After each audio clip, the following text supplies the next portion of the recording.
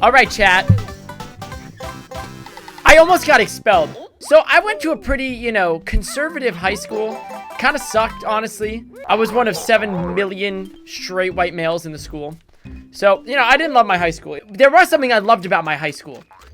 And that was the fact that every Halloween, we had the first 2 hours of school off to just do goofy shit. And when I say goofy shit, I mean, like, decorate the hallway. Like, you could, like, portion off parts of the hallway to, like, make a theme. We dressed up as gamers. And we all wore, like, college hoodies or whatever. And then we played, like, Mario Kart, like, in the hallway for 2 hours before class. So we were, like, on a 2-hour delay schedule. It was a pretty good deal. However, you know, the quirky theater kid I was decided that dressing up is not enough, right? For Halloween, you have to act the part. So, you know, for my senior year, I dressed up as Colonel Sanders. It was a cool costume, but I handed out chicken to people. It was quirky. Yeah, so, you know, fun times in high school, right? You know, besides all the constant bullying for existing, high school was a pretty fun time on Halloween specifically. Now, this particular Halloween, my junior year of high school, I dressed up. I went in a costume with my good buddy Jared. We both had one thing in common. We were both obnoxious theater kids who loved Rick and Morty. That's super important, that we were quirky theater kids who loved Rick and Morty. Now, keep in mind, this is in, like, 2017 when it's quirky to like Rick and Morty, okay? So we decided that the optimal play for Halloween would be to do dual costumes and walk around as Rick and Morty and just act like the characters the whole day. Even to people who didn't know, like, who we were. Like, the teachers obviously didn't know who Rick and Morty were, clearly. And most of the students were like, who you guys? Are you supposed to be like... They thought we were the people from Back to the Future. Which I guess is technically right. We technically were Doc and Marty. It was just Rick and Morty. It was close. We're going around and I'm Morty, right? And that's super important that I'm Morty. He's Rick. The goal was to be insufferable. So as Morty, I'm walking around and every time I speak I go, ooh, geez, ooh, I don't know. Ooh, you know, like that. He's Morty, we gotta go to choir class, Morty. We gotta go sing, Morty, for the people. We gotta sing Vivaldi, Morty. Ooh, geez, Rick, I don't want to sing Vivaldi. I think it's really outdated. I'd rather sing stuff like, you know, like Nirvana. Morty, nobody listens to Nirvana, Morty. You know, so it was really cringe. But alas, I was a 17-year-old high schooler, so I thought it was funny and quirky. I got my yellow t-shirt on and my blue jeans, you know, and I'm walking around and I'm giving, you know, whatever. And I decided that it would be a really fun idea to document my day on my Snapchat story, my personal, not my private story, my personal global Snapchat story that a lot of people, you know, I was pretty popular in high school among the people who weren't popular. Like, I was the most popular, not popular kid. Does that make sense? I'll be in the hallway with Jared and we'll be like, ooh, geez, Rick, this is a weird dimension we're in. Like, all these people, they're all dressed up like weird stuff. Like that guy's dressed up like a scarecrow. That's funny, Rick. As the most unpopular, popular person, I have a lot of Snapchat friends because everybody wanted my Snapchat. And I'm not even trying to, like, you know, brag or anything. Cause, you know, I don't want to be the most popular, unpopular kid. That's not something you brag about or boast about. That's super lame. So I'm telling you this because I had a lot of friends on Snapchat from my high school. You know, I'm documenting everything on my Snapchat, and the day ends. And I was like, Pog, what a fun Halloween. So, fast forward a couple days. It's an early morning in November. So it's a couple days after Halloween. Obviously, Halloween, that incident happened with the Rick and Morty stuff. I'm sitting in my Advanced Chemistry 2 class because not only am I the most popular, unpopular kid, I'm also the least smart, unpopular kid.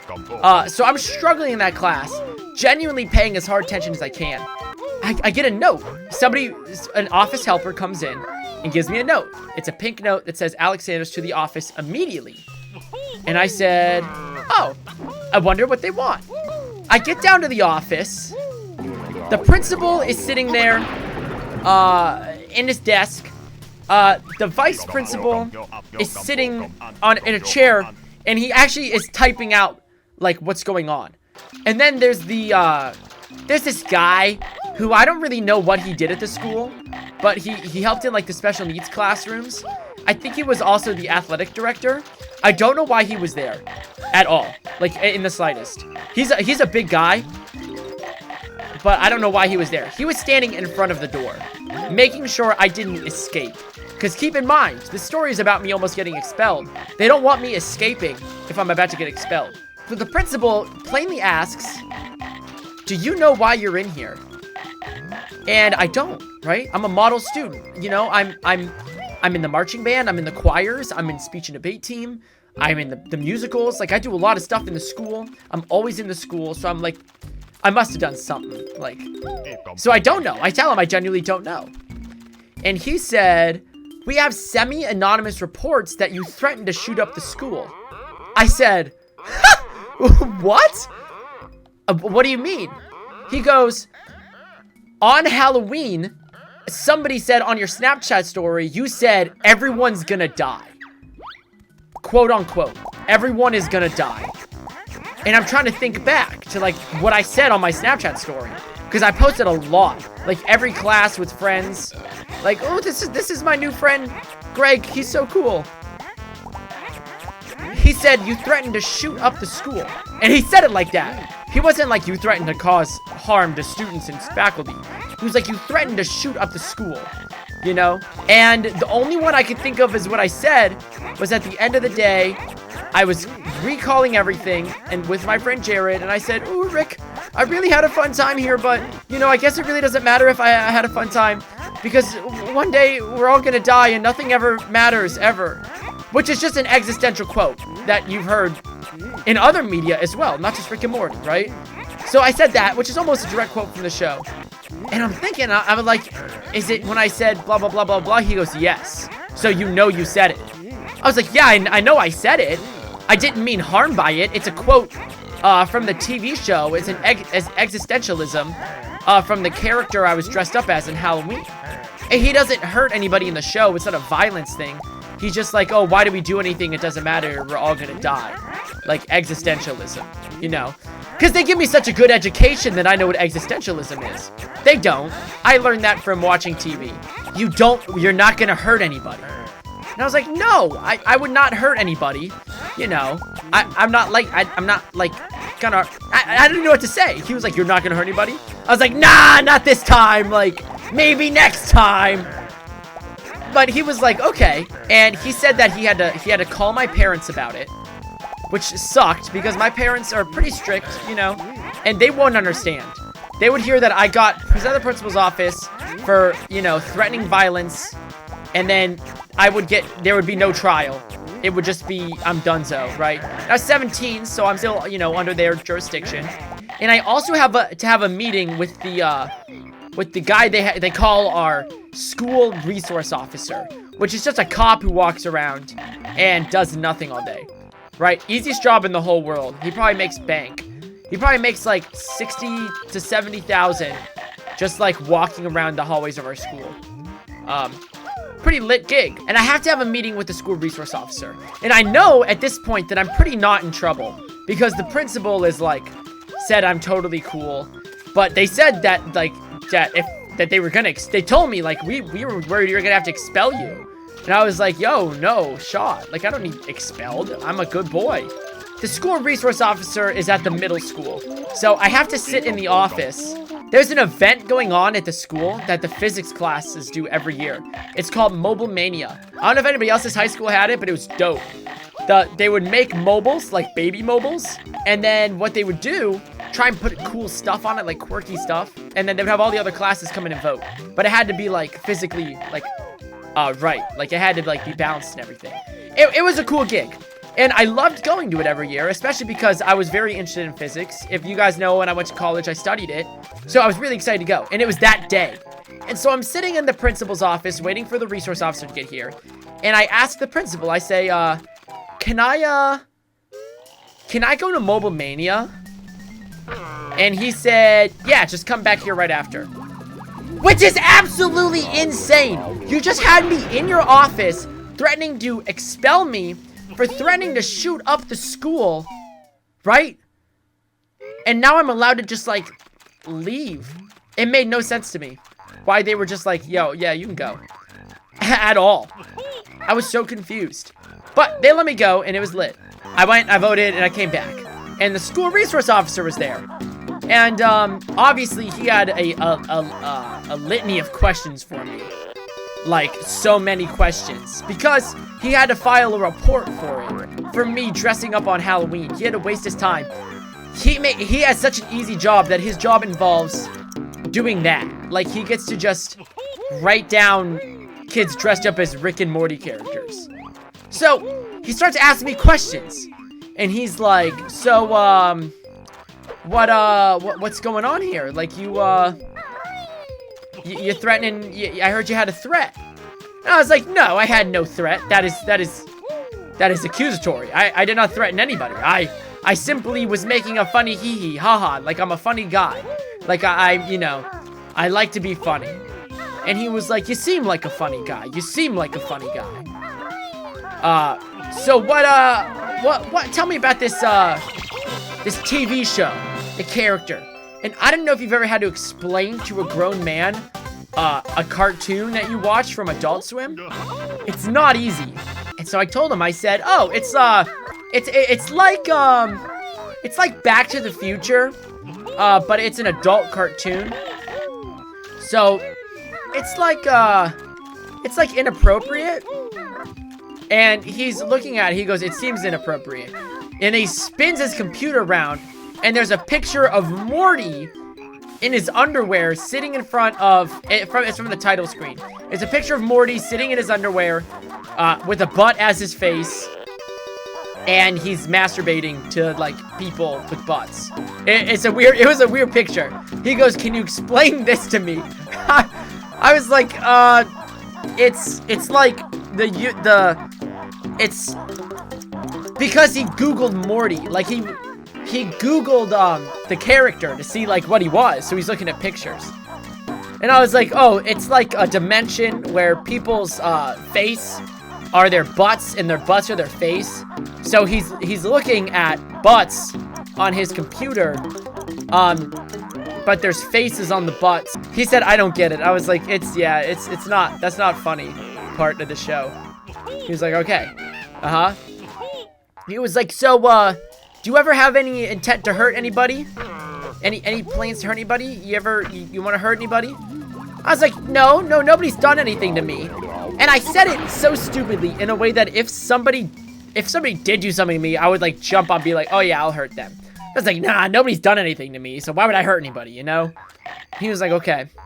And you have any weapons? I was like, on me? He was like, well, on you or at home. I was like, on me right now, no, I don't. And I don't have any in the school or my car. But at home, I have, yeah, I got this gun. But at home, I have, like, kitchen knives and stuff. He goes, do you have any weapons that you own with the intention to hurt people or animals, like hunting? I was like, no, I have a baseball bat next to my bed. He goes, oh, yeah, in case, like, somebody breaks into your house. That people do that. And I was like, yeah. It's signed by every Cleveland Indian, so I hope I don't have to use it. And it was, at the time, signed by everybody on, like, the 2010 Cleveland Indians baseball team or whatever. But now the Guardians. But it's an Indians baseball bat, so we'll excuse the derogatory term. That was the name of the team. And so I said, so I don't want to have to use that. He goes, but you have no other weapons? And I said, oh, I have a lightsaber. He looks at me funny. Like, a lightsaber? Like, what do you mean? And I was like, oh, it's not real. And he said, yeah, no shit, it's not real. And he said that to me. And I was like, what? Do you think I would just have a real one? You should just assume that it was fake. And the weird thing is he has a lazy eye. So, like, one eye's looking at me, and one's looking, like, behind him. Then he told me, he said, so just to make sure you don't have any you know, criminal activity, or you've never been in, like, I've never had to have a talk with you before. You don't look familiar. And I was like, well, actually, there was this one time in my government class, you were trying to teach us about the amendments. And you were teaching us about the right of search and seizure for police officers. And you used me as an example. And you searched my bag for drugs. He said, did you have any? I said, not that time, no I didn't. He goes, so you had drugs other times? I said, no, I'm sorry. And I was like, no, I'm sorry. This is a really weird and uncomfortable situation for me. And my only coping mechanism is trying to crack jokes. I didn't mean harm to anybody. I don't know why I'm here. And he said, you know what, Alex, you seem like a fun, good-hearted kid. You know, I see in here that you're in all these activities. I hope you understand why we had to pull you aside. And I was like, no, I completely appreciate you, you know, making sure that the school is safe and everything. However, you guys did not do your research on, like, a semi-anonymous report. But I'm happy you reported on it.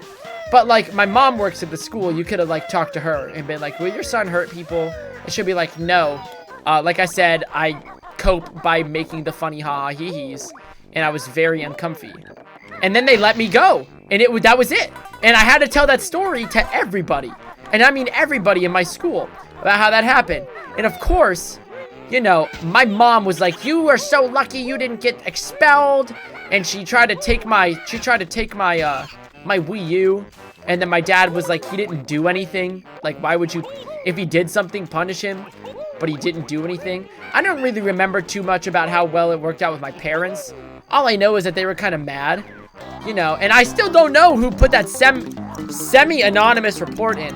Which I guess is just kind of their way of saying, like, I want them to know, I want you to know who I am, but not him. Because if he gets mad at me, he's gonna shoot up me. And that would be bad. And I wouldn't like that. Which, right on them. And so I went through my Snapchat list, and I was like, who could this be? And I've not yet to this day found out who it is. So yeah, that's the story of how I almost got expelled from school.